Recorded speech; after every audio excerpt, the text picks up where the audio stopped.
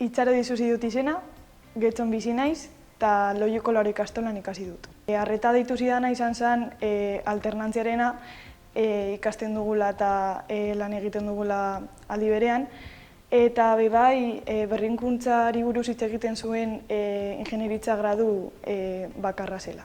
Bizita pertsonal baten bitartez ezagutu nuen IMHa, eta bizita horretan erakutsi zidaten tailerra. Eta unibertsitatea bai, baina animatu nintzen batez ere tailerra ikustean lehenengo mailatik makinekin egongo ginela jakin nuelako. Enpresa bilaketaren inguruan lehenengo mailan elkarrizketak egiten ditugu. Eta nire kasuan elkarrizketa bakarra egin nuen GHI-rako, Galdakaon dagoen enpresa batentzako, eta suerte izan nuen eta hartu didate, eta postbentan eta I+D egingo dut lan, eta gogo askorekin dago.